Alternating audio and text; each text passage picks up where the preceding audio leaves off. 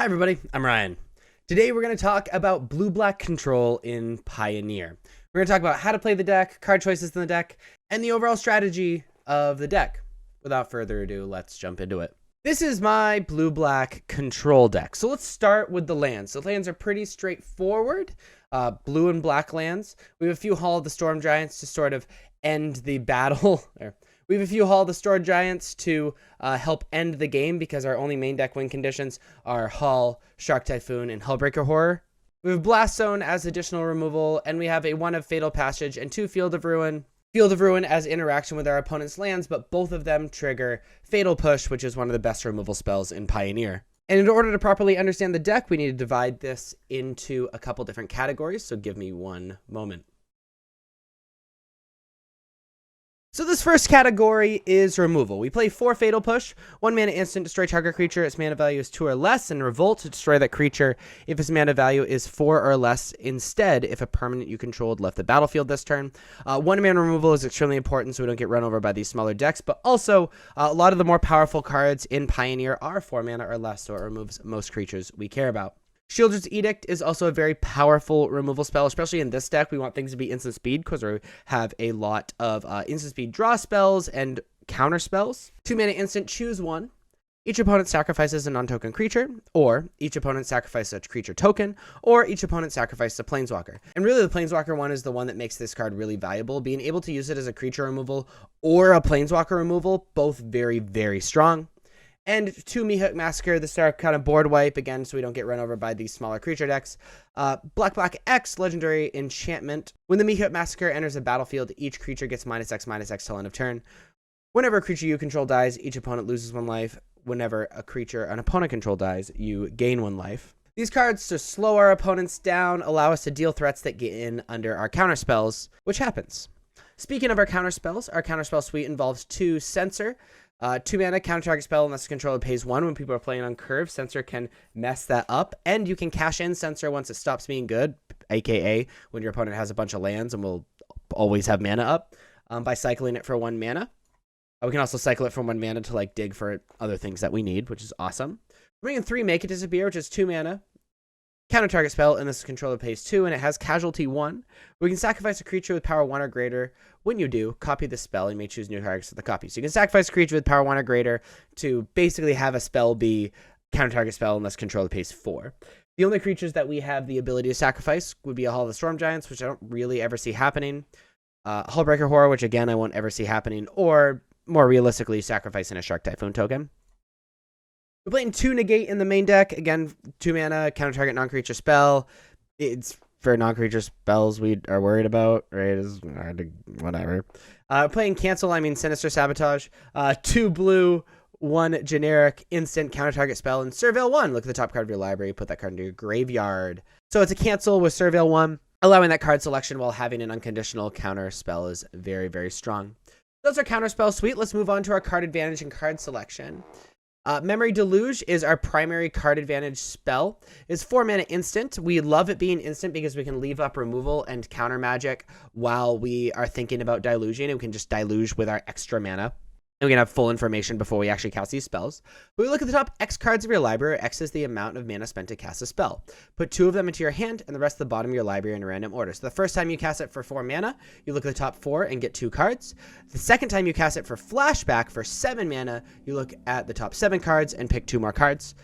Amazing card selection, amazing card advantage is the primary card we're using to get ahead in the game. Playing 4 Consider. Consider is a 1 mana instant Surveil 1 draw card, so it allows us card selection and card replacement effects, which we love, and things to do with our mana in the early game.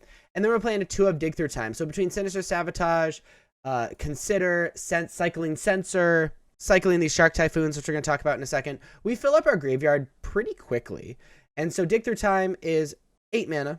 2 blue, 6 generic. However, it has Delve, where you can exile cards from our graveyard while casting this spell, which pays for 1 generic. Look at the top 7 cards of your library, put 2 of them into your hand, and the rest in the bottom of your library in any order. In the mid and late game, this can really easily be just like 2 mana, effectively doing the 7 mana effect of Memory Deluge. Card selection, card advantage. We can't play too many of these because we can't really rely on our graveyard being super full all the time, but it is further card advantage and card selection.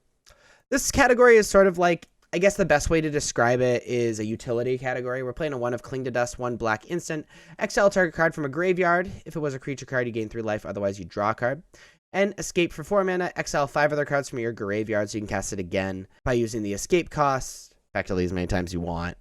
The thing about Cling to Dust is great graveyard hate in the main deck, but also you can continue casting it with extra mana, with extra cards in our graveyard and all of that stuff to continue drawing cards or getting life if we need to.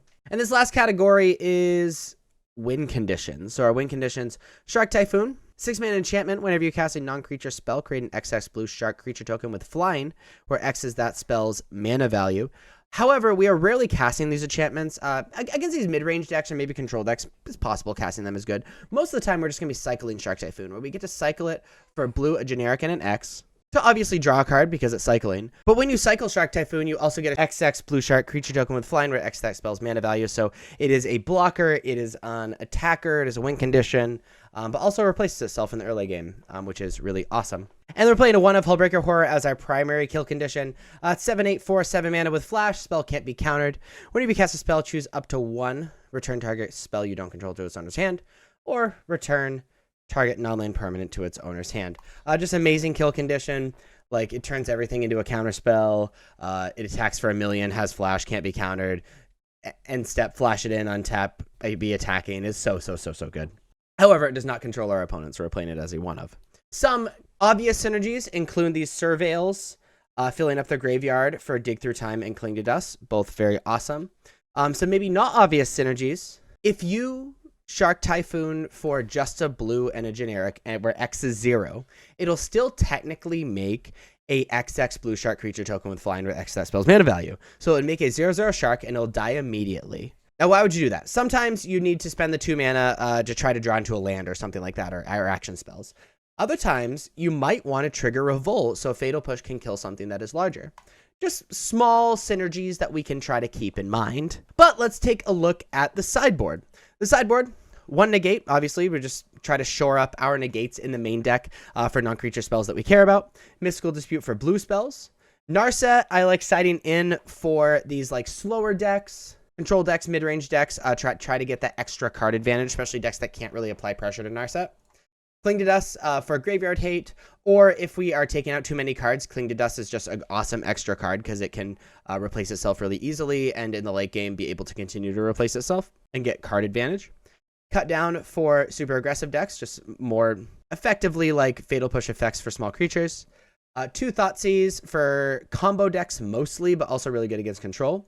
An Extinction Event mostly for mono green, but really for any creature deck. Kalitas for these aggressive decks, or decks we feel like we want more threats against. Shieldred is for decks that would have difficulty answering it, especially for decks that side out their removal. Super good if Shieldred 6. And we're playing Shadow's Verdict, which is a sorcerer. Exile all creatures and planeswalkers with mana value 3 or less from the battlefield, and all creatures and planeswalkers cards with mana value 3 or less from all graveyards. So this is our board wipe for these super duper go wide decks, like humans and things like that. So there you have blue-black control in Pioneer. If you like this video and want to see more videos like this, deck explanations and whatnot, please be sure to like and subscribe. Check me out on social medias. Links are above me and in the description. Thank you so much for watching. I'll see you next time. Bye-bye.